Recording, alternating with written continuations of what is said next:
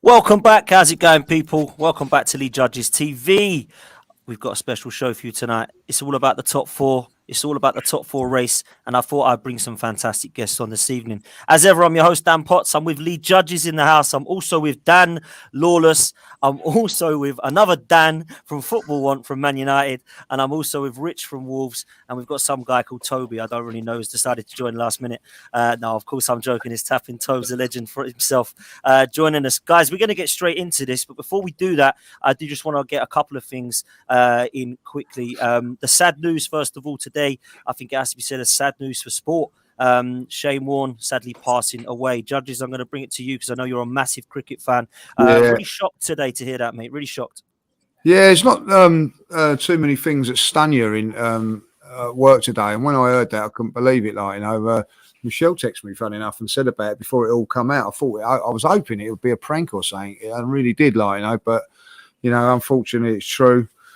I've got to say, one of the best cricketers that I've ever had the pleasure of watching and seeing, and unbelievable, bowler and brilliant. Do you know what? He was one of those guys when he was playing for Australia, you hated him, but once he come out of cricket and everything, there, you've just had so much respect for him and loved it. And then when he became a commentator, fascinating, and 52 is no age, and totally in shock about it, and.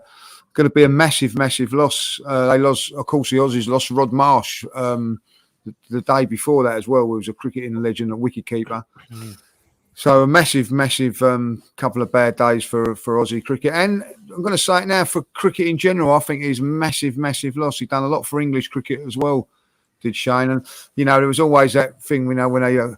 good bowling, Shane, you know what I mean? Like when they used to do that and everything like that. It's iconic, and just an iconic cricketer, unfortunately gone way too early. Yeah, absolutely. Sad news. Judges, we do have a little bit more uplifting news in relation to a prize to be won. So I'll hand over to you, mate. Yeah, get yourself onto to the old Arsenal prizes. The link will be in the description at the bottom. You've got a chance this week for I think it's about £4.75. I think it is for a ticket. You get a chance to win this week's prize, a Ben White signed boot.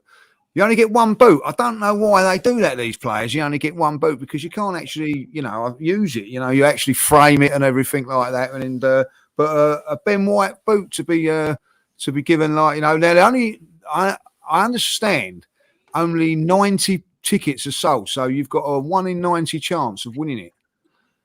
So there we go. Listen, I know Toby won't be on it, but for obvious reasons. But any Arsenal fan, it's worth going in there for less than a chance to win Ben White. Listen, it was Thierry Henry's signed shirt last week. Gone. Somebody won that. Chance to win Ben White's right boot signed. There you go. White's right boot. We'll sort that out. So. And it's a white boot as well, yeah. Ben white boot. There you go, there, Toby. There you go. Ridiculous. So there's just got no words. He's just shaking his head. That's all there is. You know what I mean? There's nothing more to say, is there, Tobes? Guys, let's get into this because there's a lot to talk about and there's a lot of us on.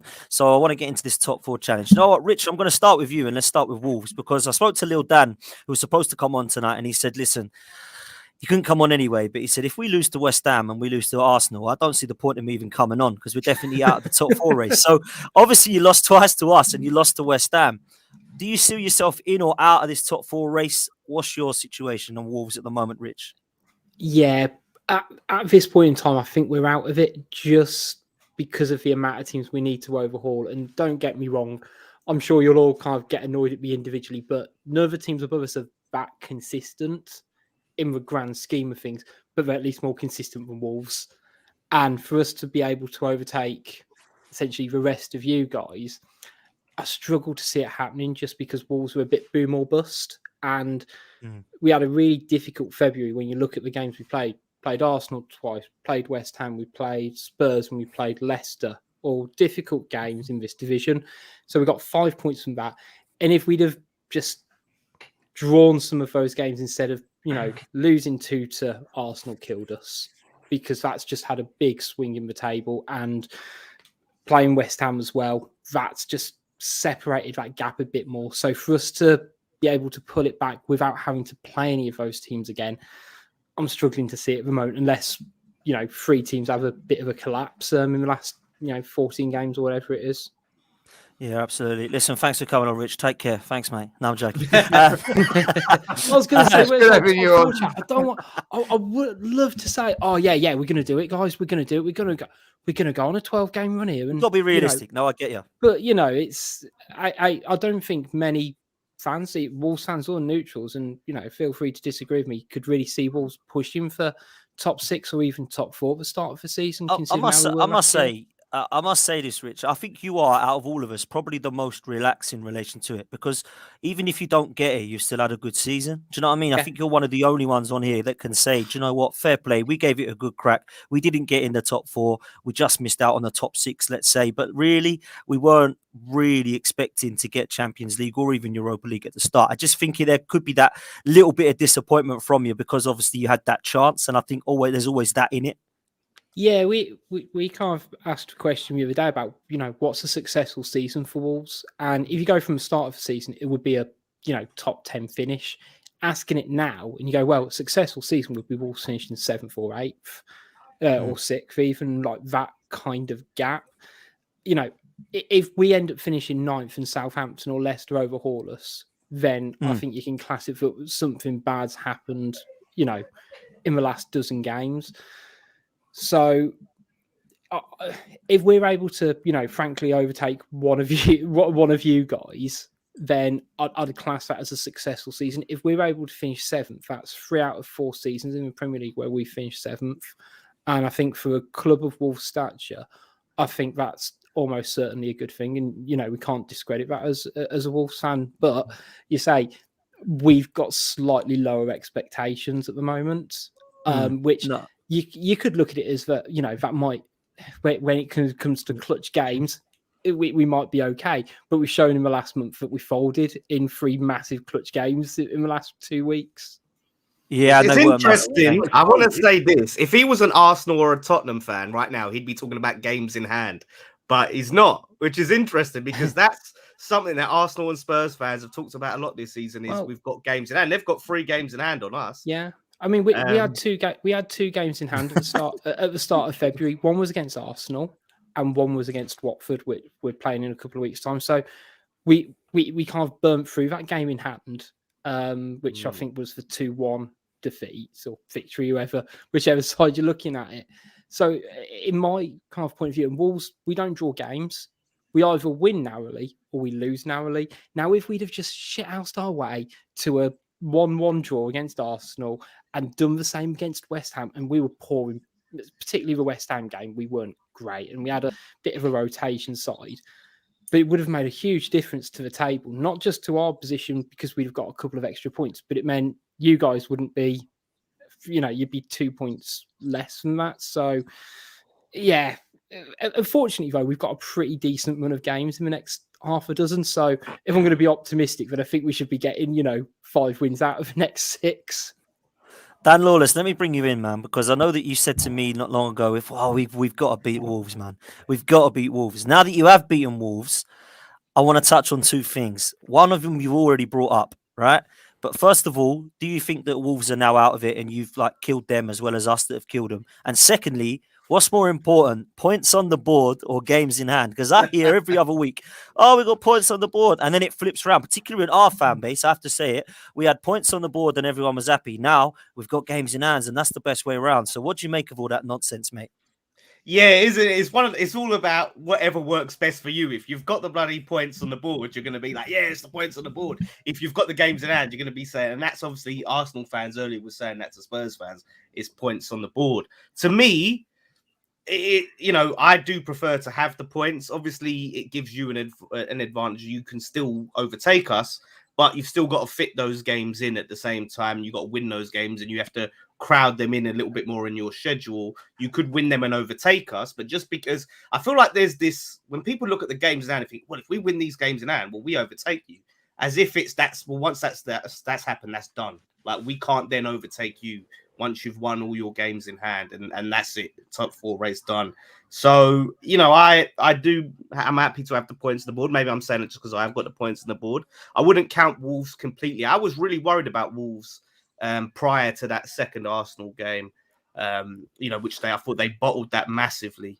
But I was really worried because of the form. I thought that they, since the turn of the year and that, some real consistency and looked like a problem. But I wouldn't say that they're like completely counting them out because of what Rich said earlier. Like, none of us have really been consistent. I mean, Arsenal have kind of picked up a bit of consistency between all of us. I'm very interested to see if you can sustain that for the rest of the season, because that's what we see with a lot of teams. You have a period, don't we? We have like the purple patch, you have a form period, then you have a period where you go out of form, maybe a key player gets injured, or maybe you have a bad loss and then it has a knock-on effect. We've got some tough games coming up. So yeah, look, I say this to everyone. People have told me, I'm not in the West Ham are not in the top 4 race. Jared Bryant said that to me. West Ham are not in the top 4. It's like, it's never over until it's over. The football is unpredictable. So many twists and turns to come. So I'm not writing Wolves out 100%. I think Rich can just hold on to the hope of the magic of football and the Premier League. Fair play. Judges, let's come to you. West Ham and Wolves, a lot of people are saying are the ones that, I don't think they'll get it. It's between Arsenal, United and Spurs. What do you think that's a bit unfair on Wolves and West Ham at the moment? There's still a lot of football to go, man. Yeah, definitely. I don't think West Ham are out of it. They're very much in it. I still think they're one of the best all-round teams challenging for it. Wolves, I think have been unlucky. They was unlucky against Arsenal home and away. Could have gone either way. West Ham, they could have got a draw out of that game. I think they looked a little bit jaded from what happened on the Thursday. But, this is a team that's gone to Man United and won. This is a team that's gone to Tottenham and won. So, you can't write out these teams when they go and do that. As for West Ham, listen, points are still very much the big thing. As we all know, listen, they've got a massive game on Saturday, and this is where the game for Arsenal is important against Watford and for Spurs. Spurs have got to beat Everton, because if the chances are that West Ham, Man United could drop some points this weekend. So you've got to take advantage of it. Like the good thing for us is over the last couple of weeks, Dan, we've been able to do that. Tottenham haven't been able to do that, and that's been their problem. But if they would have done it, Spurs would be in a fantastic position at the moment. So listen, West Ham are capable of going and beating Liverpool. They're capable of going anywhere and winning. If I remember rightly, they beat Liverpool at home, which is no mean feat. So I think at the end of it, West Ham still got a very, very good team. I think probably like the European thing and the FA Cup might have been a hindrance to them, probably the strong enough squad. But ultimately, they're getting a few of their players back now, and they've just got the Europa League to go for. So they're very much in it. I don't think anyone's out of it this moment in time, because as well as these teams can get a run going, there's always what looks like a banana skin for all of us along the line, And listen, I've got, like this face it, Dan. We're going to Watford, and everybody in there is hoping that we lose to Watford. You know what I mean? Like they're hoping that will happen, and if it does, they'll be all delighted because it will push us back into the pack. We have got to knock the morale of these teams, and that's by winning games. And that is all we can do at this moment in time. But for me, West Ham certainly in it. Wolves, I think, needed to probably get something at West Ham, but ultimately, you can be in 8th position and in a few weeks' time turn around. Everybody's got to play each other in these next few weeks. These next few weeks are vital. I can say that now. Like for instance, we've got Watford, and then we've got Leicester. Man United have got Tottenham coming up the following week. So someone else has got to lose. So if Arsenal continue to keep winning while we have, we've got a very, very good chance. And Wolves can gain some points now. In the next couple of games, because they've got games that they will look at and think, we can win these games. Tough games that they are. Every game's tough in the Premier League. And listen, 2 weeks ago, dare I say it, Tottenham went to Man City and won, and that rocked the boat for everybody. So thankfully Spurs being Spurs. Thankfully Spurs being Spurs, they went to Burnley and lost the following couple of days later. But it can happen. And so I'm not writing off any team at this moment in time. Before I come to Tobes and Dan, Lawless, I just want to bring you back in terms of West Ham, right? If West Ham don't get the top four, I know you'll be disappointed, but is it going to be like a gutting thing? Is it going to be like, did you expect top four? Like, be honest, start of the season. First of all, shout out to Jack, mate. By the way, he's in the chat. He said Arsenal will definitely get top 10, so I think that's a safe bet, Jack. But shout out, top guy. Yeah, like, look, did I expect that we would get it? No, my thing was I want to be back in like you. I want consistency, right? So I wanted to finish like 6th or 5th. That was my objective, right? So we have back-to-back seasons where we're finishing those places. However, for me, it's key that we're still in that conversation. We're still in the race. We're still mentioned as a team who could get top 4. To me, it wasn't like, okay, this the objective for this season, get top 4. We have to get top 4. It's kind of important in terms of keeping Rice, the grand scheme of things. But I really want to do well and win something, win the Europa League. That's something I'm really looking at. But I wouldn't say I expected it. And then January kind of dampened any mild expectations of actually getting it. But I just want to be in that conversation for as long as possible. That's the thing. Till the end of the season, we like last season where we can say, do you know what? We just missed out. We come close. And, the better team, whoever gets it, got it. And if we somehow get it, if we can get it, there's a lot of people, some here today, a certain someone. There's a lot of people that is gonna be hearing from me. That's all I'm gonna say. So I'm just praying if we can just get that, man. It's gonna be something. But yeah, I didn't expect it for sure. Fair play, man. And listen, I still think you've got a great chance at Europa League. I'm not even joking. Some of the teams you can be anybody in that competition. So let's see what happens in that competition for West Ham as well. Say again. Can they? They're not beating Barcelona. Mate, I listen, Tobes, I didn't say I think they'd win it, but I still think they've got a chance of winning it. But you're assuming we'd play Barcelona. You're assuming Barcelona go all the way to the end and there's not some they'll be one of the favourites too, yeah. They will, but as we've seen before, favourites don't always win. Like you would have you're right. But that statement just irked me because I don't see West Ham winning this competition. He said we can, not we will. We can. I don't think you can. Oh, really? Why though? What is it? Yeah, Tobes, back it up, man. Back it. You've done nothing to back that up. You've just said they can't win it. Why? What do you mean? I've got no. There are better sides. There are better sides in it that will beat West Ham in a one-off game or over 2 legs.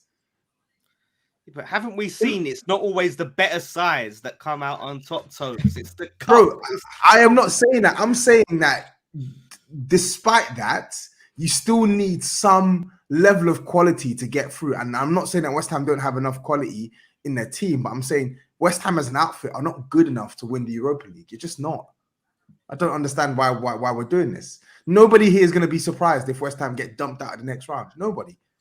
Yeah, but Sevilla are a good team. Who you got in the next round? Sevilla. So you're going up against a side who are second in La Liga. Yeah, you're going up a side who have won the Europa League three times in the past probably 6 or 7 years, managed by Lopetegui as well. They're flying right now. Okay. Yeah, and we're really asking, why can't West Ham win it? You're not going to win it because you're not going to knock out Sevilla. They're a better side than you. Okay.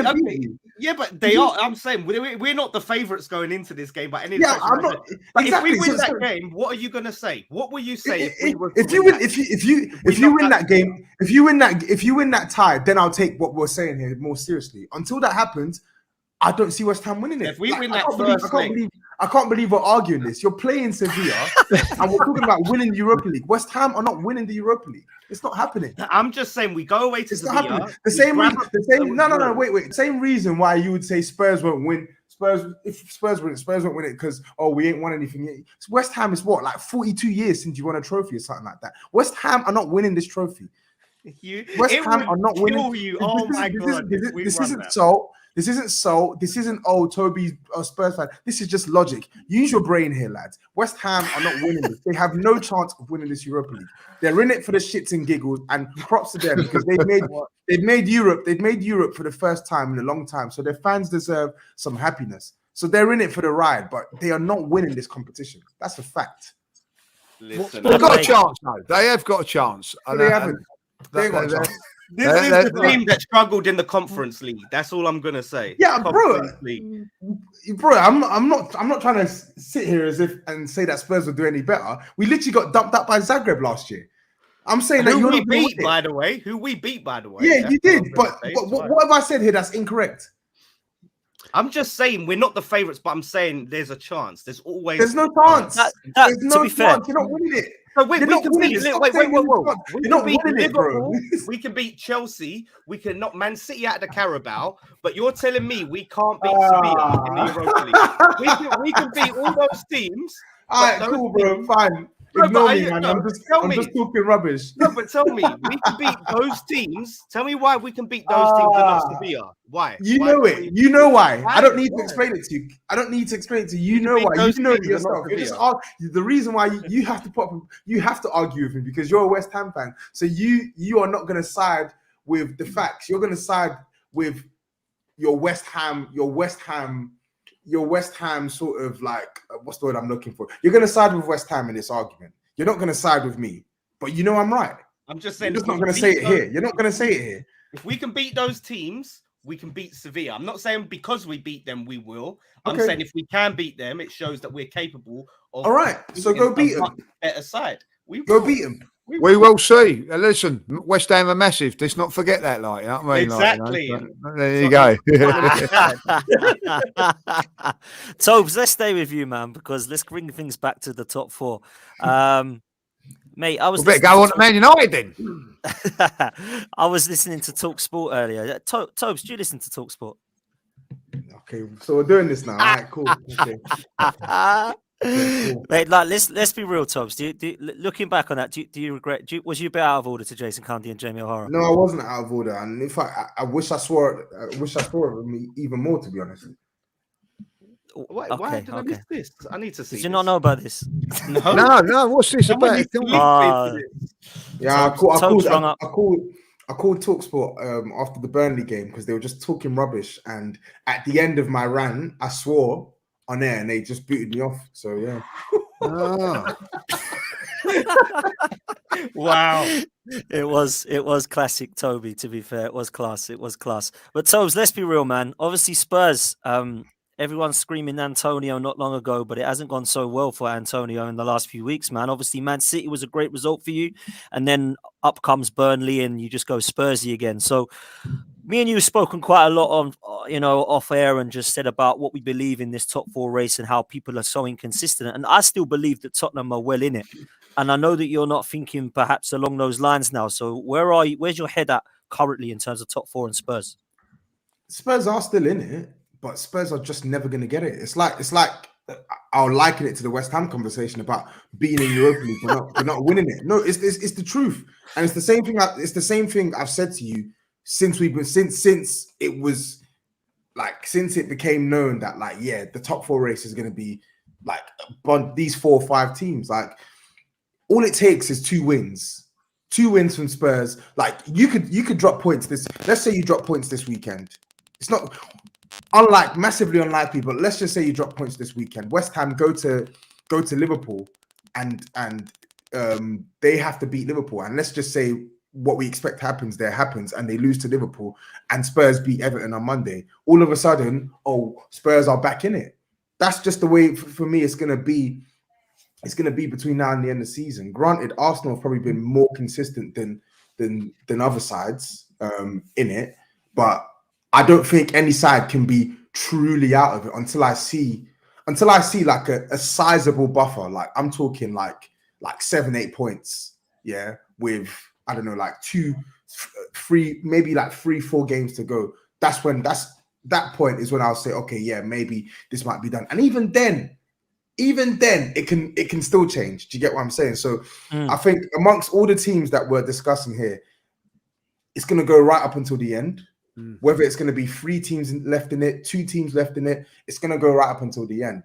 But for me, that's not enough of a reason for me to say Spurs can get top 4. Yeah, it's mathematically possible, but I don't believe that they're going to do it. They don't have the quality to do it. They don't have the But do you quality think nor the Conte consistency to do it. Conte coming in for me, it was like, you know, the saying, you can't polish a turd, you can roll it in glitter. That's what he's going to have to do, you know, because some of your players are just trash tobes, ain't they? Like, let's be honest. Let's be real. Like, I know that we've got some trash. All of us on this podcast can sit there and hold their hands up and say that some of their players are just not good enough. But I look at that Spurs side and I can think of, you know, obviously Kane and Son.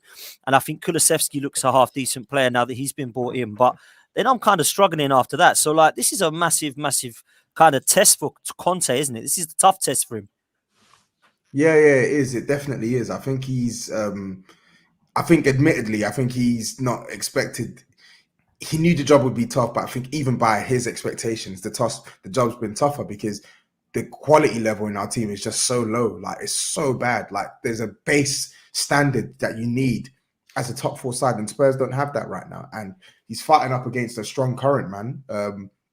He's an elite coach, but he's not Houdini. He's not Harry Potter. Like, he's not just gonna wave a wand and Emerson's gonna be good. He's not gonna wave a wand. Oh, he's terrible, by the way. And Winks is gonna start passing forward consistently. Like, Spurs have a lot of bozos in this team. Even when you look at our strongest 11, it's still an eyesore. Our strongest team, there are like at least three players that you're saying to yourself, how on earth are you part of our strongest 11? And it's scary, and that's the position we're in now. So it's not to say that Conte is infallible, Conte is blameless. There's situations where, like, I think he could do better, and he has to do better, but the team's just not good enough. It's just like you said, it's not good enough. It's crap. And I think with Conte, like at Chelsea and everywhere he's been, he's always had like wing backs which have been like, he's turned them into good players or he's had them available to him. And I just think, I know Regular I didn't think was too bad. I don't know what's happened to him, but we're not seeing that from and is that because just you ain't got the wing backs? Like, all your wing backs seem just not good enough. Do you know what I mean? I think Reguilon is the best of the lot, but even he's been up and down since he signed for Spurs. Like, he started off really well, then was really rubbish in the second half of last year. This year he's been a bit up and down again. Like, he's been maybe not as drastically bad as he was second half of last year, but yeah, I think fundamentally he's playing a system where your wing backs need to be good, and we don't have good wing backs. The right hand side is basically a black hole. Like, just forget about it. It's horrible. You got Chicken Royale and number 2.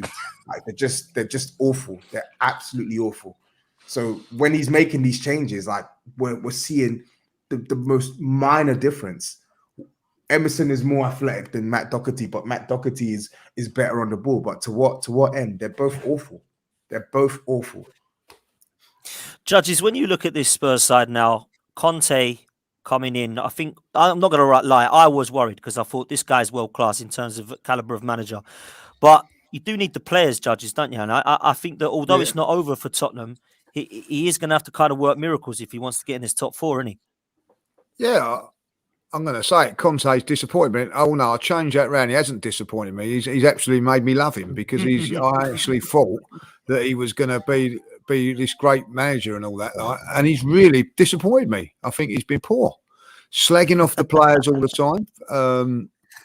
He's criticising the players. He's sort of basically turning around and saying, "I'm good, but the players are rubbish" and all that, And I don't think that's going to work. I think that players probably looking at him and thinking, well, he don't really rate me, so why should I run through walls for him and whatever? I think he's gone about it the wrong way. I think sometimes as a manager, you have to work with what you've got. And, you're telling me that West Ham, that Tottenham team is not as good as West Ham's team and Wolves' team and with Harry Kane and Song in it, like, and he ain't getting a tune out of them when the likes of David Moyes hasn't gone in to say West Ham. I'm not having a go at West Ham, by the way, what I'm saying. He's not gone into West Ham and turned around and said, well, he ain't good enough here. He's actually made players like Bowen better. He's made like Antonio better. He's made other players better. Declan Rice is a better player now. You can't. With Conte, he's sort of basically going, well, I can't do this and I can't do that. Make them better players. That's what I thought you was this elite coach for. So I do think that's a bit of a worry from Tottenham's point of view, if I'll be honest. But it just doesn't. I think he's gone there and he's looked at it, and I don't know if he wants to be there anymore. Like, you know, like trying to get out, like, you know, the Burnley thing, trying to, you know, basically trying to get himself sacked. You know, it's incredible, really. It's incredible. Leah, I think it's easy to say this, that, oh yeah, he's a world-class player, make this player better, make that player better, but he's trying, and it's not like these are players that are just like uncut gems or like rough around the edges that need fixing. These are players that have gone through 3-4 managers. So yeah, I get that. I get what you're saying there. I get that. With all due respect, it's like, what is he meant to do with some of these players? Like, we've tried. Like, look at Ben Davies is a poor player. He's terrible. And under Antonio Conte, he's actually been consistent. He's been one of our better performers. Like, he's maybe had like one bad game max in like the last 2-3 months, and he's been ever present. Under Antonio Conte, Spurs have scored almost more than double the amount of goals that we scored under Nuno with pretty much the same group of players, bar one or two. Like our style of play, our patterns of play, way better. Like our chance creation, way better. So when you look at the base statistics, he actually has improved Spurs. He's improved Tottenham. You weren't talking about Tottenham being in the top 4 race before Antonio Conte came in, and now when he's here, we're talking about Spurs being in the top 4 race. But there are so many poor players in this team now, to the point where you're like, what's he meant to do with this? Like, what's Antonio Conte meant to do with Harry Winks? What's he meant to do with Davinson Sanchez? What's he meant to do with these players? They're just not good enough. They ain't good enough. Dan United, let's bring you in, man. You've been waiting patiently. Before we go on to loving it, I bet you've been loving it, mate. Before we bring United in, right? Let's talk a little bit about Tottenham. Tobes is coming in and out, and he's dropping in and out like he was on TalkSport at the moment. Let's talk a bit about Conte, because I think, like, you know, me, myself, and Lee, I remember Dan Lauder saying, worrying about Conte coming in at Tottenham, but it ain't really worked out, Dan, has it? And as a Manchester United fan, I think that when you're looking at, you know, Spurs and Arsenal, I think a lot of people were saying that it's probably going to be one of us three that the favourites to get into this top 4, which some people are saying is disrespectful to Wolves and West Ham. But what do you make of Spurs, Dan? Spurs are doing what Spurs do, aren't they? I mean, it's history repeating itself, and I completely agree with what was said there about these players have worked under so many different managers, and it's just not working. And I don't know if Levy has the just like a blind ignorance to this. I don't know if he just keeps these players. I don't understand it. But Conte coming in, you talked about it before, about he likes that system with the wing backs, and it's just not working. He has come in and tried to, and let's have this right, he turned Ashley Young into a Serie A, league-winning wing-back. He turned Victor Moses into a Premier League wing-back, but it's not working with the players he's got there now.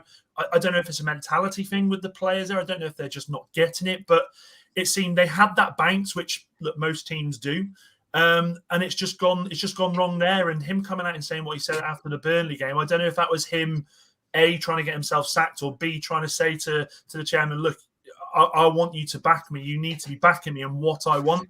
Because let's be honest, as Toby said, I think there's 6 or 7 in that Spurs team, in the team, not alone the squad, that need to go. I mean, I think they are genuinely in the same situation that Man United are in the sense that there are players that need to go. Now, whether or not Conte is going to have the time to do that, I'm not sure, because let's remember, Conte doesn't stay long in clubs. He's not the sort of manager that is going to stay there and build a title-winning team. I can't see him doing that.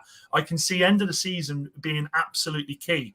And I think if they don't finish, not top 4, I think if they don't finish in the top 6, he's gone. He's gone. He'll walk. Whether or not this will happen, who knows? There's a lot of football to come soon, but they've got some massive games coming up. I mean, as you said, the result against City, you'd think that would be the players going, right, that's it now. We click, we move forward. But to go to Burnley and do that, I mean, Conte must be banging his head against the wall. I don't get it. From the outside looking in, I can't see Spurs being anywhere near the top 4. I'll be completely honest, and I'm United, and I don't think on current form and the month we've got ahead, I don't think we will be either. But it's going to be an interesting finish to the season because there is so much football to be played. And I think it'll be the same situation we had a few years ago when I don't think anyone really wanted top four. People kept dropping points, kept terrible performances. So I just don't know. These next 3 weeks are key for I agree. All Massive. Yeah, absolutely massive. Rich, let's bring you in relation to Spurs before we move to United. As a Wolves fan, I suppose it's quite a nice position for you to be in right now because you haven't really got any huge rivalry with any of us, to be honest. Now, what's your situation on Tottenham's top four chances under Antonio Conte, mate? Yeah, similar, to be honest. They seem to be relying on two players in Son and Kane to deliver. Beyond that, I mean, we played them earlier this month, and you look at the lineup and I went, well, you know what? If we can neutralise an out of form Harry Kane and we can neutralise Son, I'm not worried about the rest of that team whatsoever. And I think a lot of teams feel like that with Spurs. And you say that don't get me wrong, great win against Man City. They're not the games that define your season. That it's all well and good. It's great having a marquee win, but it's about being able to, beat the bottom half of the teams twice. That's what gets you. That's what gets you where you need to go. And I've seen it. Me and Lawless will probably appreciate this more as two clubs who have scrapped it in the bottom half of this division long enough that it's great having those wins. But if you're not beating the teams around you and being able to do it consistently, you won't move away from that block. And that's what damaged Wolves recently. So when it came to Spurs, I mean, it's the difficulty is going to be shifting those players because who's going to want them? Like that, Wolves have had that for all clubs have it. Same with Man United. It's whether it's a wages thing or whatever. It's difficult to shift that from your club, and there's been a bit of an atmosphere around Spurs for a while now. From the end of Pochettino going through Mourinho, Nuno took it, and definitely wasn't right for him at that point. Anyway, so they need a complete overhaul. But to do that, you need to start from ground zero. Arsenal have done it, and it's taken a while.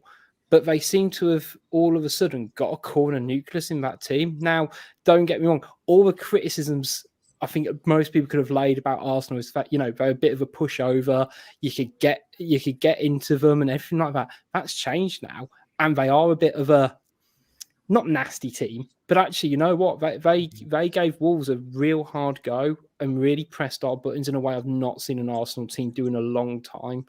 And it's, I almost think it might just be Arsenal to do it just because they seem to have got their heads switched on enough. And if they can just sort out that bit of ill discipline and be a little bit smarter, then I think they'll do it.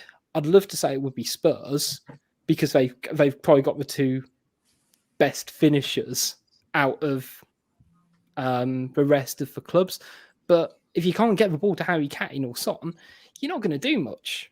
So I struggle to see it with Spurs, but they've probably got enough quality to arguably finish top six. Whether they can get any higher than that, I'm not overly convinced. Rich, very honest. Come on in again, Rich. Anytime you want to come on, you can come on. No, I was very honest opinions, to be fair. Before we move to Man United, Lawless, I want to get your last thoughts on Spurs and what you think will happen with them this season. Try not to do it without laughing. Look, you can't say that word without him laughing. Look, what is it with you and Tottenham, Lawless? No, but do you know what it is? I look at it and I said to you that we just spoke recently, about Spurs, and we was on WhatsApp, and I said about the fact that they have got the quality in their side, and there's the Conte factor, and Kane and Son look like they're getting on some sort of form again.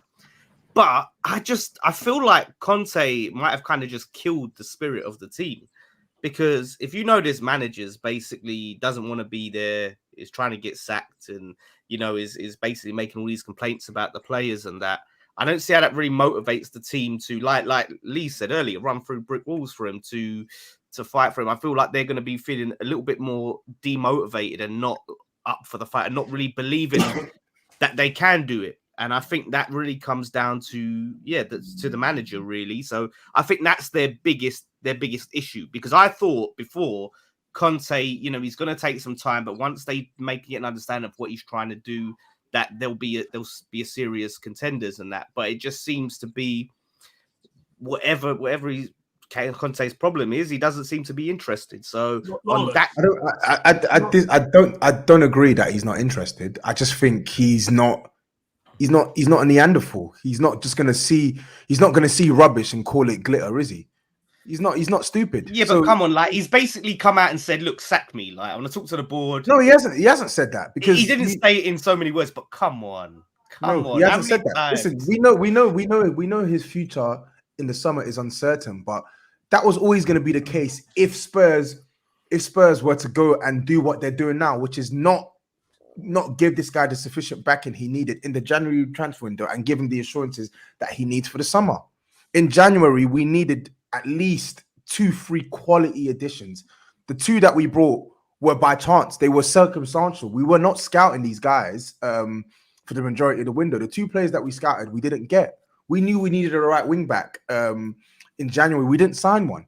So, me personally, I'm happy with the stuff that he's coming out with. I'm happy. I want him to always put pressure on the people that pay his wages and ultimately dictate how we build our team, because it's not been good enough.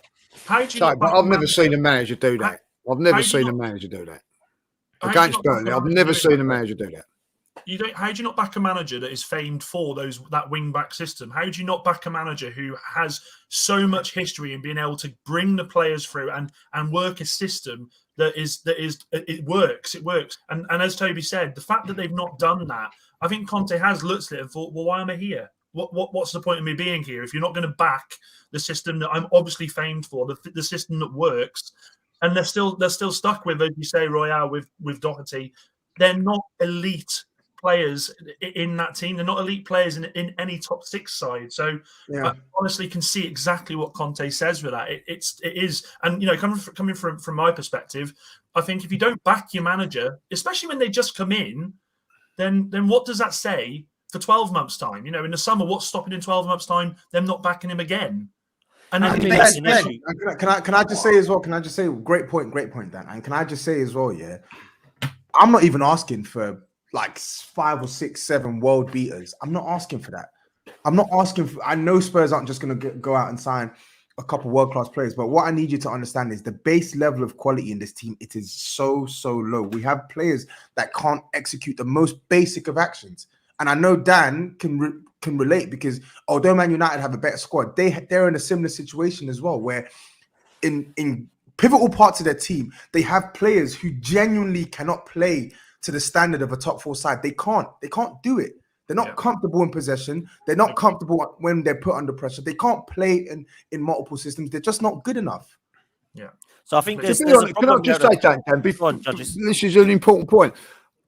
Every single team on here, I'm not so much probably, even Wolves, you can bring in that into it there, have not been backed in the January transfer window. Like West Ham needed players, didn't get them. Arsenal needed players. Manchester United needed to improve their midfield, didn't happen. But none of them are sulking and throwing their toys out of the press. That's them. Listen, Conte has his methods. I'm not saying that his methods are right, but me personally, I'm all for his methods, because we've tried the diplomatic route. We've tried to keep quiet and watch them do the same nonsense they're doing now for last season, the season before. Where did it get us?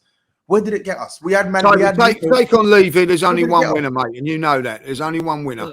Then why did he bring him? Then you got to ask yourself, why did he bring him in the first place? Well, isn't it a coach's job to try and improve the players he has? Look at Bruno Lage. We have barely invested in this squad. Wolves had a threadbare squad for 3 seasons in the Premier League. Yeah. We needed to increase the number of players we had in the summer, which we didn't really do, despite having several players out long-term injury. And somehow Bruno has increased the ceiling of players yet again. Great point. And great point. At the end, don't get me wrong, we all want to see players come in to improve what we have. But to a degree, Conte's got to be accountable for increasing the level of those players. And I get your point. I've watched Matt Doherty for 10 years. something like that. And he has got a ceiling. And I was a bit shocked that he got that move to Spurs because he's a system player. But at the same time, if you're hiring a coach for that much money, the answer just can't be, well, you've not backed me in the transfer window. He's still got to try and improve some of those But he players. has. But who says he hasn't tried? You've watched, like you said, you've watched Matt Doherty at Wolves. Look at the performances at Spurs and tell me that's down that it's Conte's responsibility to make him better. We've played him in a free. He's played under 3 different managers and he's still crap. Why are we asking Antonio Conte to do Mission Impossible here? I don't understand it. Because he's a title-winning coach. But let me lay this at your door then, Rich. Yeah, Bruno Lage has not suddenly made Ruben Neves a good player.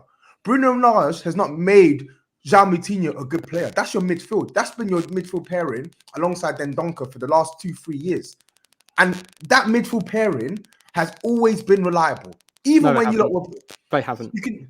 They were not last season, and they have okay. But the point system changes for my point isn't reliability in terms of them playing every single game of 7 out of 10 last season. My point is they are reliable from a technical point of view. For the most part, they are 2 players that can actually play in possession-based sides. Spurs do not have that. We don't have that.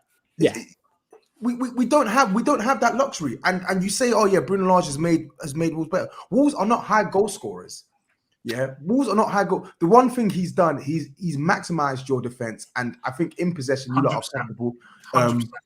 But you're not high goal scorers. You don't score goals. Your attack. Fair enough. You may play some fluid football, but you don't score goals.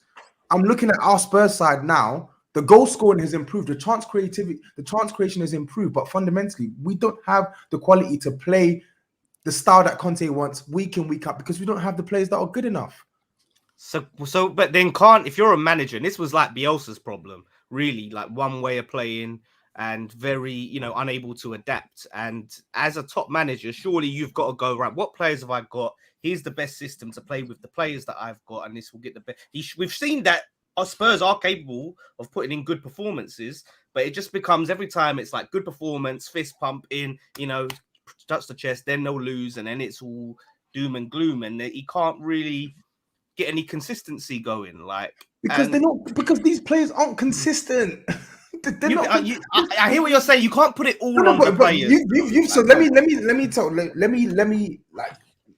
me just say this. So his preferred way of playing is to use wing backs, to play with the ball out of the back, 3 centre backs, and then typically a double pivot. Yeah, the double pivot didn't work. It's not worked because we get overrun in midfield. He changed that, tweaked that against Man City. We got a result. Yeah, we then had injuries. Skip has been injured for the best part of a month and a half now, and then Bentancur gets injured in the first half against Burnley. So we're down to 2 midfielders. I told you already in January we didn't bring a new right wing back, so we're stuck with Matt Doherty or Emerson. We keep saying, oh yeah, change the system. We've seen these players under different systems. He's played a back four this season already in certain games. It didn't work. They've played in the back four under Nuno. It didn't work. They've played in the back four under Mourinho. It didn't work. Why are we asking Antonio Conte to turn shit into gold? We've seen these players under 4 coming up to 5 different managers now. When are we actually going to say that the players aren't good enough? When are we going to say that? Because I'm honestly sick to death of hearing why hasn't he made Matt Doherty better? Because he's fucking shit. Sorry, excuse my French, because he's rubbish. The Matt Doherty I saw at Wolves is not the Matt Doherty I see at Spurs. This is a guy that can't even trap a ball. He is absolutely terrible. Terrible. But yeah, because Antonio Conte is being paid 50 million a year, I'm supposed to believe that, oh yeah, he's going to make Matt Doherty a good player. No, the guy's nearly touching 30 years old and struggles to do the bare basics. Why are we asking Antonio Conte to literally teach this guy to play football? I think you've both got good points. I think you've both got good points. I think Rich makes a good point, and in the chat they're saying that Conte is an exceptional manager and should make players better. But I take Tobe's point in terms of you cannot polish a turd because some of them are just trash and they just aren't good enough, in my opinion. We're going to move on to Man United, but before I do, I just want to make this point. I actually do think that this Pochettino thing just looks madness for me now. Just getting rid of this guy it just makes it look even more mental for me now that you have Mourinho and now Conte that just aren't happy. And Pochettino could get Dele Alli and Harry Winks and Eric Dyer playing out of their skins, and then Conte and Mourinho can't get the best out of some of them. So that's what I want to end it on. I just think it's a madness from the top, and I think that Tottenham are just not run properly, in my opinion. Let's move to Manchester United. Yeah, let's move to Manchester United. Dan, I love talking to you about Man United, mate, because I just feel like you're so honest about them. You know what I mean? You're not one of these Manchester United are the greatest, we're still going to be the greatest. And you're just very real when I talk to you about Man United. And this season must be an emotional roller coaster for you, man. So talk to me about what's happening at Manchester United in terms of these players coming in that were going to win you a title and where you are now in the month of March for this top 4 race, mate. I mean, where to start, mate? The season started as a dream, turned into a nightmare, then turned into isolation with the in-laws for 4 months. It's just gone. It's gone ridiculously wrong. Everything that could have gone wrong has gone wrong, and it's been coming. It's been coming. The Ollie at the wheel thing is a load of bollocks. I couldn't get behind that anyway. The situation we've got. I look at this season to last season. It's the complete opposite. Since Ralph's come in, it's the exact opposite. Last season, we were scoring for fun, but we weren't defending. We couldn't defend to save our lives. This season, since Ralph's there, yeah, we've tightened up a little bit, but I don't understand how they're not putting the chances away. The other situation is, I honestly, genuinely think it's a mentality thing. When we go 1-0 up and we get into the second half, we're waiting to concede. And it's happening every time. Watch them against Watford. I don't care what anyone says. Stats are stats, but they looked out of ideas. And these are supposedly world-class players not doing their job. The situation that really irritates me is now United fans, all of a sudden, we need to get McTominay back into the team. It's a load of rubbish. McTominay and Fred, the worst central midfield partnership I've ever seen in all my years supporting Man United. I just think everything is wrong from the top to the bottom. People like Harry Maguire. I mean, Harry Maguire's getting so much stick at the moment. I feel for the guy, and I blame Ollie for that. I really do, because the situation with Maguire is he's a good defender. He was never a world-class defender. We know that. Was he worth 80 million? No, of course he wasn't. English tax for you. But what the problem was with Maguire, and we see this with a lot of players from the Ollie reign, is when they were in bad form, they just kept playing him. And the great managers, when a player is out of form, they'll take him out of the team, they'll give him a few games out, and then they'll bring them back in. They've never done that with Maguire. And Maguire, he looks terrified every time he's on the ball. Now, Maguire in the summer, I watched him in the Euros, picking the ball up from defence, spraying it left and right, taking play. You're not getting that Maguire now. And quite rightly so now. You're seeing Lindelof and Varane, which actually look a little bit better than what we've. Do you think you can go in a back 3, Dan? Do you think you can go Lindelof, Varane, and Maguire? Do you think that might help him out a bit? Yeah, but I don't, because in my eyes, well, and not Good just point. that. Yeah. Why are we shoehorning another guy into the team who's out of form? He's out of form. He couldn't be playing. It's as simple as that. The egos in the team have just gone from bad to worse. The Greenwood situation, don't get me started on. Letting Martial go was criminal for me, and it's come home to roost now. The fact we give Cavani a new contract in the summer, we should never have done that. He come in, he did a job, brilliant, loved him. Get rid. Thank you very much. Off you go. You go and live out your career in wherever you want to go. But it's not worked. Cavani's been fit probably 6-7 games this season. Our front line now have a combined age of 147. And I'm meant to sit here and believe that we are serious big game players for the top 4. It's unreal. Ronaldo's completely disjointed the team. I love the guy. He's a hero. But the old saying is you never go back. And whether or not we signed him just to stop him going to City, I don't think he was ever going to City anyway. I think his agents played a blinder there and got him that big money move. But this summer is going to be so interesting for United, because Pogba's going to go. Ronaldo will definitely go. Matic is right at the end of his career now. Martial won't come back. Greenwood will never play again. That's 5 players straight away. Cavani's gone. That's 6 players straight off. Lingard as well. Sorry? Lingard as well. Mata there as well. 7 players off the bat that you've got to replace. Now, we saw this with Chelsea last year with Lampard. Lampard got the keys to the safe and brought all those players in. And we saw straight away it didn't work because there's no consistency. The team don't gel that overnight. So I think this is actually going to be a nightmare for another 18 months at least. I can't see it getting better next season. Are you any better under Ragnick than you were under Ollie, Dan? I actually think we are, regardless of us finishing second last year. With the greatest of respect to that team last year, Liverpool had half their teammates. Chelsea were out of sorts up until Tuchel come in. It was a mess last season, but because we were the best of a bad lot, everyone said, "Oh, it's fantastic." We lost the Europa League final, and it was a diabolical performance. It's just getting from bad to worse. And any United fan out there that sits there and says, "We're okay, we'll finish top four," they're blind, and they need. You can finish top four. I don't think we can. I don't. Not with the month we've got now, Toby. Not with the month we've got now. March Madness is going to be crazy. Mate, you know something? Actually, the saving grace, looking at the fixtures, is that the Liverpool game's been postponed because of the cup.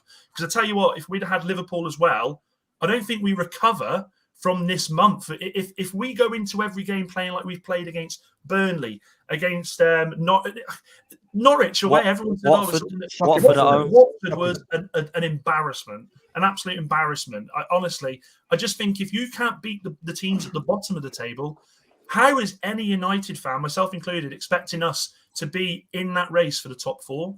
You'll beat us. Consistency. You'll beat us.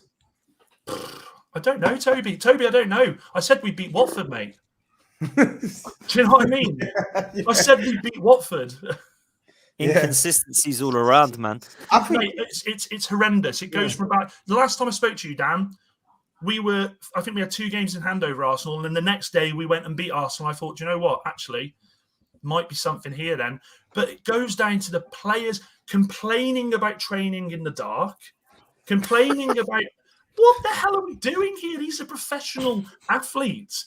It just goes from bad to worse. It goes from bad. It's a horror story. It's a shit show. I was going to say with Man United, that's what I think. Man United are actually like, they're just like a richer version of Spurs right now, but with obviously better sort of like star players. And the reason why I say that is because they've got names. They've actually got a lot of game changers. They've got your Pogbas, your Bruno Fernandes, match winners, your Rashford. Even Ronaldo, as bad as he's playing, like he's a match winner. But the problem is, Man United, they're so dysfunctional. Like as a unit, they just don't work. Ronaldo's game doesn't work in the Premier League, Toby. Ronaldo's game does not work in the Premier League. It's been found out. And for me, I think that's upset the apple cart. Ronaldo's upset the apple cart. He's upset the dynamics of Man United. Yeah, Sancho not getting the games he was. Rashford not getting the games he was. You've got to play Ronaldo. Still a world class. He's still a class player, but he's not the player of old. And I think that's caused. Managerial problems for Ollie, and I think it's causing still getting problems now. And as Dan said, there's no way he'll be at the club next season, And I just think with the Premier League, when you ain't got the ball, it's so important. Yeah. Nowadays, you've got to work back, you've got to do the press and all that, and he's not going to do that. And it's not because he don't want to. He's just that he's 37 years of age. Still be playing football in the Premier League at 37 is unreal, by the way.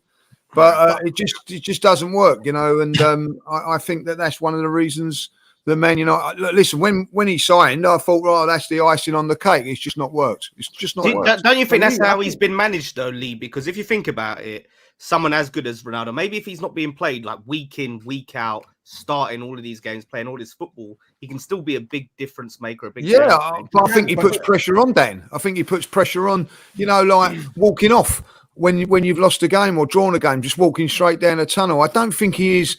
I'm a big Ronaldo fan, but I think he has not been the ultimate professional that I thought he probably could be. He's been very, very selfish.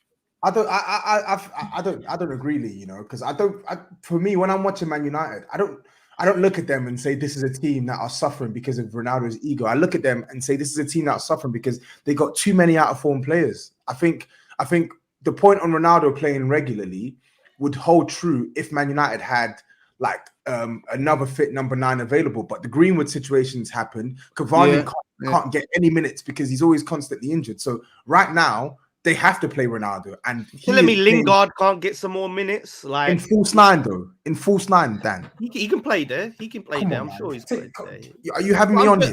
I'm just saying. Come on. Don't what? Then having Bro. Ronaldo exhausted as a 37-year-old man. Yeah. running No, around it's not good. It's not a good situation to be in. against But they certain have teams. Like they have you no know, other the choice, Norwiches. bro. Come on, Jesse Lingard, false 9. Come on, you're Maybe having me against on here. the Norwiches and the Watfords. This Or you ain't- play this a ain't- different system. This ain't FIFA, Dan. Like on the wings, yes, but you're asking to play a number 10 in false 9. It's just it doesn't make sense. I think Ronaldo has just been crap. Like forget about the attitude thing. He's actually just been crap in recent weeks. He's missing way He's more wasting chances. Yeah, man. He's missing loads of chances. He can't hold the offside a ball lot. up.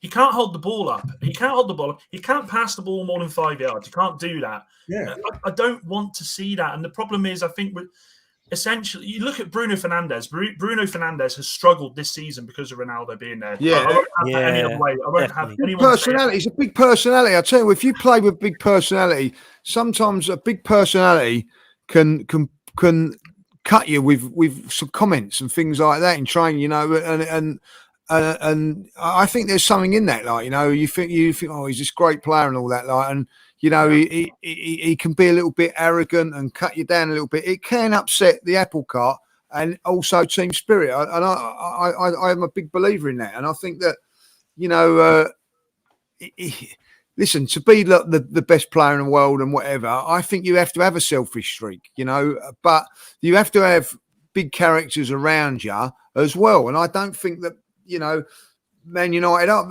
For instance, Bruno Fernandes was the big fish at Man United. Like now all of a sudden it's sort of like Ronaldo coming, sort of dropped his confidence for whatever reason, and that's why it's just nothing nasty what Ronaldo's done. It's just being Ronaldo. That's what's done it, like, you know. Don't you think that's like a weak mentality in a way, though? Because you like, look at say when Thierry Henry come back to Arsenal, and you look at everything he achieved at the club and the great player he was. If someone like Thierry Henry tells you, "Listen, like your performance ain't been good enough, you need to pick it up," you go, "That's Thierry Henry telling me that. There's something to it. This guy is a world-class player." And maybe I should learn from him. I take that on board because of who that is. And the same with Ronaldo. Everything that he's achieved, everything he's done in the game, you don't take it personally. You have a thicker skin, and you know you yeah, but Lawless, with the greatest respect, to do that, Ronaldo needs to be backing it up on the pitch. He needs to be saying, "You follow what I'm doing."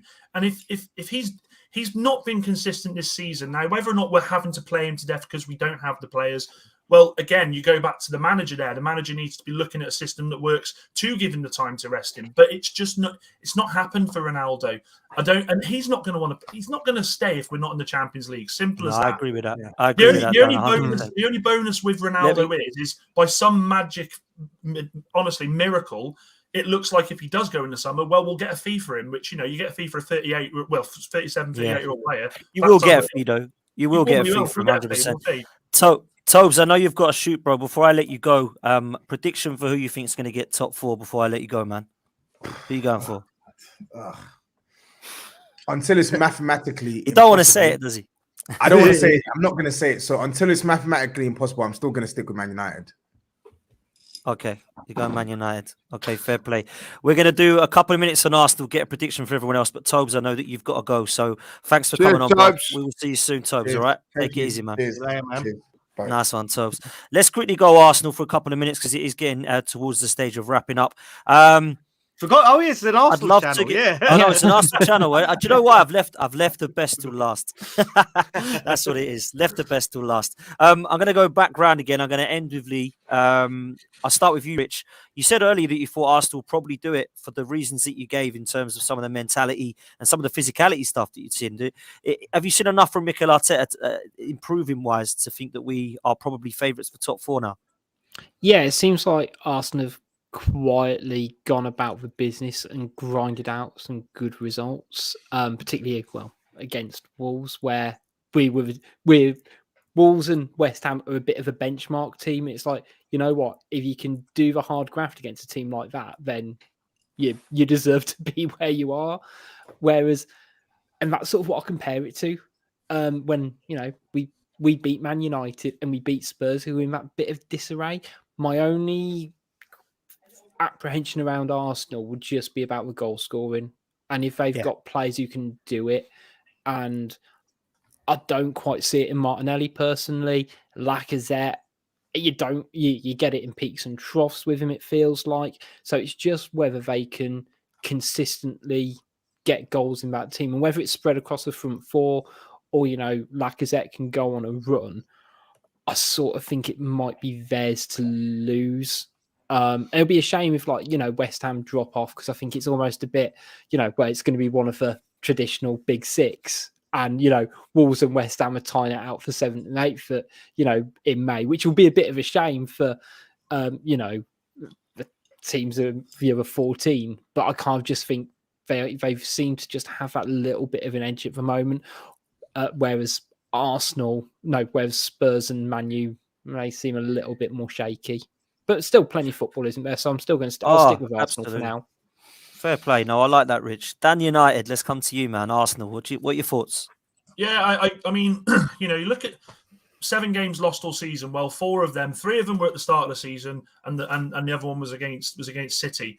I think what I've liked about Arteta this season is he backs himself. He makes the decisions and backs himself, and I think that's a sign of a manager who knows what they want. I read in the comment the Aubameyang decision could cost you. I don't think it will. I don't think it will. I think it was the right time for all parties.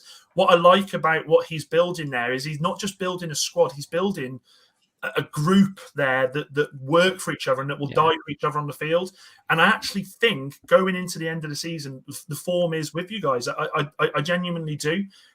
Whether or not there'll be hiccups along the way, I don't know. I just think you've got young, hungry players that are ready to do everything they can for the team. With regards to the signings he made at the start of the season, he was laughed at for a lot of them. Well, there's egg on a lot of face at the moment, especially the Ramsdale signing. I must admit, I was exactly the same. 2 relegations. What are you doing? But it just shows if you play with a better group of players, you become a better player. Arteta knows what he's doing, and I just think that's what's got the edge over the teams around West Ham, West Ham, Spurs, United, and the games in hand. I know we say you've got to win those games in hand, but I just think Arsenal are going to do it, and I honestly do. I like the way they play. I like the way they set up. And more than anything, I like the way that the players play for the players. There's no real egos in that team at the moment, and I think that's only a positive. And like Rich said, I think if you get that striker in that can score the goals, who knows what can happen. But the main thing is you're building a core squad, and who knows what can happen in the future. But I think you're in a really good position. I really do. Lawless, thoughts on Arsenal? Well, as as Dan said, you're in a good position. You are in a good position, despite what I said about points on the board. I know your games in hand are tough ones, 2 of them, Liverpool and Spurs away, tough ones. So, but still, if you come out of them and don't win those, you're still in it. You're still in a strong position. And I think, what Dan made a good point about the lack of big egos is maybe something that's driving it on a bit, where there's certain players don't take it for granted that they're just going to be on the team sheet every week, and there's a little bit more hunger and desire. I'm still not convinced on Mikel Arteta, as being the manager to take Arsenal back to where you want to be, and that is the key. Because again, we've spoke about this, Dan, right? It's not just for Arsenal where you want to be. It's not just get 4th and then try and be in this top 4 race. There has to be a way to kick on and try and challenge again, because otherwise, what was the point in sacking Wenger? What was the point in sacking Emery? If this is now progress when sort of under him you've dropped that far. So it's going to be all about if Arsenal can really maintain this consistency for that length of time.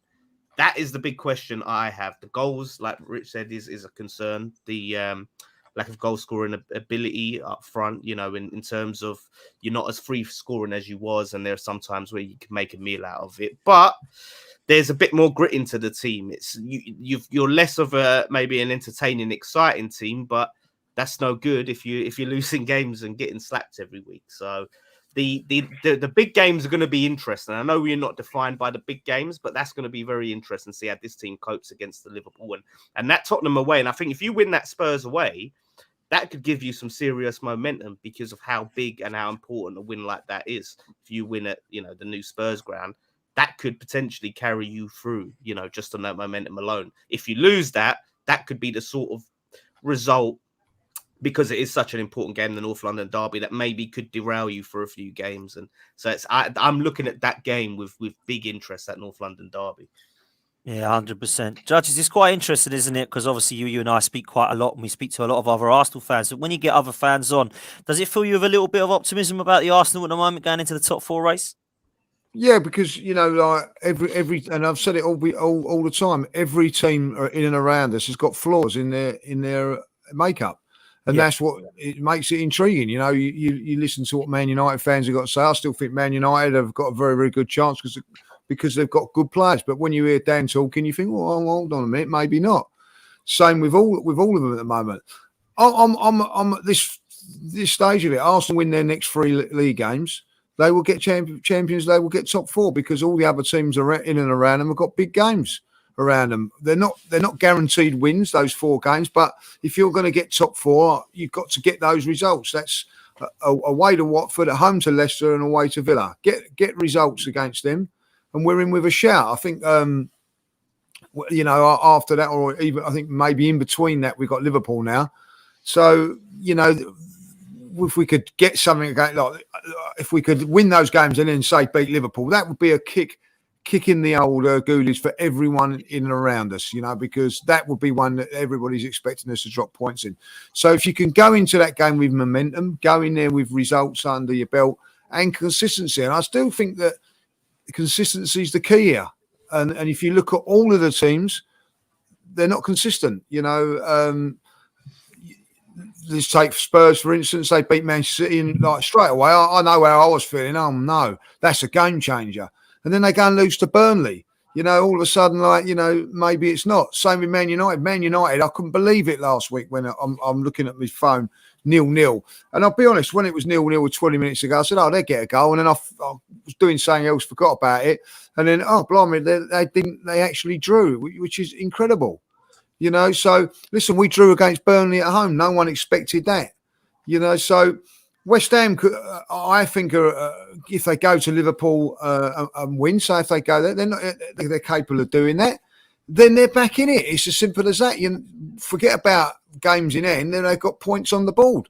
So I think it is about consistency. Arsenal have 3 games at the moment. When I look at the game, Watford away, you've got 2 of your nearest rivals. West Ham playing away at Liverpool, Manchester United playing away against Manchester City. You have to win that game because then whatever, you know, all right, West Ham are playing before that, so you'll know what goes on. But if Arsenal were to win against Watford and the results go the way that, you know, you predict that they would, Arsenal will be 4th. You know, and that is a massive, massive thing. And 4th with games in hand, not 4th. Not 6th with games in hand, 4th with games in hand. That is a massive psychological difference. Must win at Watford. Simple as that. It's I don't care what anybody says. It is a game-changing game for the top 4. That is how big it is. And people might laugh at me about that. But it is such a massive 3 points, this. So let's just hope Arsenal do it. A lot of pressure. I don't care if we win 1-0, scrappy 1-0 win. But if we win it, I will be very, very happy because I'm going to, you can just, you know, I won't even watch the Man United, Man City game. I might watch it in a pub if we get back from the stadium or whatever, because at the end of the day, it doesn't really matter because we've done our job. Whatever happens, happens. And I'll tell you what, let's have a little look at trying to chase Chelsea down as well, like, you know, because if we win on that, we'll only be 2 points behind them. So, like, you know, there's put a bit of pressure on Chelsea. Why not? Not saying that we can, but we've got to look for that as well, like, you know. So, you know, I think that this, I think we've all said it, March is going to be massive. If Arsenal come out of March winning 3 out of the 4 games, we'll be in a very, very healthy position. Very, very. How what would you probably feel if happened? you lose to Watford? Sorry, like both of you. Like, Oh, do go on, you Dan. what if you, Champions League gone. how do you Dan. feel? You feel like Champions that is League that pivotal if you lose that game? it's pivotal done. that game because eventually we're going to have Liverpool at home, Chelsea away, West Ham away, Tottenham away, Manchester United at home. We've got Southampton away, which is not an easy one, and Newcastle away, which is a game changer to what it was at the beginning of before Christmas. So massive game. This is how important this game is. I'll tell you that now. If we win it, I'm not saying that we're going to get top four, but if we lose it, I don't think we will get top four. Simple as that. You know what'll happen? Game. You know what'll happen? We'll beat Watford, Man United will beat City, and West Ham will beat Liverpool. Well, Any if money. they do. You're talking about Liverpool, That'd be though. great. The interesting thing with Liverpool have got to play a lot of the teams in and around. In fact, I think they're playing Yeah. most of the. Liverpool are battling on 4 fronts. Remember, Mhm. are their squad capable of maintaining this form going into all those competitions? That is going to be key. They pick up 2 injuries. You're not facing the same Liverpool squad that you would be earlier on in the season. That's going to be a big part to play. What Klopp does with rotating his squad and who he picks to play who in these fixtures. I think it's a good point, Dan. I actually look at Liverpool's squad and think it's a lot more healthier than people do give it credit for. I look at everybody in their positions now and think if they added 2 or 3 in the summer, I think they would be ridiculously good. Like I tipped Liverpool to win the league at the start of the season, and a lot of people laughed and said it would be Chelsea. You're mad. Chelsea definitely aren't winning this league, and Manchester City at the moment look like they're going to drop points of probably ahead of Liverpool, in my opinion, the way that they're playing. It wouldn't surprise me if Manchester United takes something away from Man City. It's just this season is mental. It's absolute mad. You look at how both are playing, and you think Man City will trounce them. They're not going to. Trust me, it's a derby. They will not trounce them. And West Ham always seem to pick something up against Liverpool. They seem to play well. It's just weird how our football is. So, of course, I want Liverpool to beat West Ham and I want Manchester United to lose. But I would see, we've seen crazy things already in previous seasons and, of course, in this one. We're going to wrap it up here. But one thing I want to do to finish on is this. I would like everybody to give me their prediction for who they think will come fourth. And what I would like also is for you to suggest where you believe your club will come, if of course it is not fourth. So let's start with you, Rich. Who's going to get top 4 and where are Wolves going to finish, mate? So, I mean, I've kind of said it throughout most of the show, haven't I guess? I can't really sort of switch it now at the last second. So I'll go for Arsenal finishing 4th and I'll be optimistic and say Wolves will finish 7th, but I don't know who's going to drop to 8th. Hopefully, if he's Toby's gone, we'll say Spurs because he's just dropped out. Right. So, Yeah. I'm saying Spurs. Absolutely. Dan United? Yeah, I'd stick with Arsenal. I think they'll finish 4th. United, I think if we can, the main thing is not losing against these teams around us. If we can pick up draws, if we can I can't believe I'm saying that. It disgusts me to say if we can nab a win here and there. Then I can see us being in there for 5th, but I think 4th for Arsenal. Fair play. I'll tell you what, I'll go next, then I'll go to Lawless, and then I'll let the judges go last. I think Manchester United will come 4th. Oh. And I think Arsenal will come 5th. Lawless, over to you. Yeah, I agree with you, Dan, that, despite everything Dan, Man United fan, has said tonight, I feel like Man United will get 4th, and I think West Ham will get 6th. If I'm thinking, I think we'll come 6th. Okay, very honest. Judges, over to you. I've left this open for you to be optimistic at the end. Don't let me down. I'm going 4th and 4th. I think we finished 4th. And well, if I'm saying I think they're going to finish 4th, Yeah, we've got to finish 4th, haven't we? I think it'd be. I'm going to say it now. It's out of us and Man United. Okay. That's really interesting because a lot of people are saying that right at the start of the show. I spoke to somebody earlier on who doesn't follow any of our clubs and said, I think it will be out of Manchester United and Arsenal. He thinks Tottenham are out of it. He thinks West Ham and Wolves don't quite have enough. And he said it will be after who? Arsenal and United. And I said to him, what do you reckon then? And he said, I think it will be Arsenal. So there's a lot of people that are saying that Arsenal right now. What I'm going to do is I'm going to get you all back on hopefully in a few weeks' time. And let's see what's changed from there because this season can be very, very rocky. And I've just got a feeling Dan United might come in a different light. I don't know. We'll see what happens. I hope I'm wrong. and he's coming in going, "Oh Christ, are we going to finish in the top half?" But I can't see that's going to happen. I can't see that's going to happen.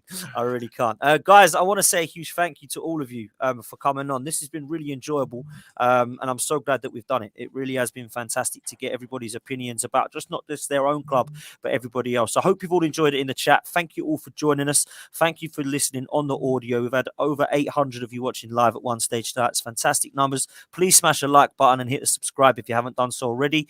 I want to say huge thank you to Dan Lawless. Lawless, thanks for coming on, bro. Yeah, thanks for having me. Like, it's such brilliant. Thanks for coming on. I really enjoyed it last time. We had a few laughs and that, and again, a good laugh today. And yeah, really enjoyable. Thanks, guys. No worries. Dan United, always a pleasure having you back on, mate. Yeah, no, thanks so much. As I say, really enjoyed listening to views that, to be honest, I wouldn't have really thought about. The Wolves fan, Rich, proper realist, love it. So thanks for having me on, guys, and it's been a pleasure, absolute pleasure. Thank you, Dan. And also, Rich, last minute super sub, and I'm so pleased that it happened. Rich, been a legend. Thank you so much for coming on, mate. My pleasure. Echoing you guys, I think we all agree. We all love talking about football, and what a better way to spend a Friday night. Yeah, absolutely, mate. Judges, always a pleasure having brilliant chat with you, mate. And that was great, wasn't it? Great fun. Brilliant chat. Great guys on, like, apart from Tobes, but other than that, brilliant. Like, you know what I mean? No, I will say when he left, didn't it? It all picked up after he left, though. Yeah. You know why? Because everybody hates them. You know what I mean? It's as simple as that. Like, you know what I mean? I loved some of the points he put to me. I love Toby. He's so easy to wind up as well, man. He really is. Honestly, he's so easy. Guys, we will do this again. It's been an absolute pleasure. We will see how different things are when we next speak. But thank you all so much for coming on. Until next time, take care and up the Arsenal.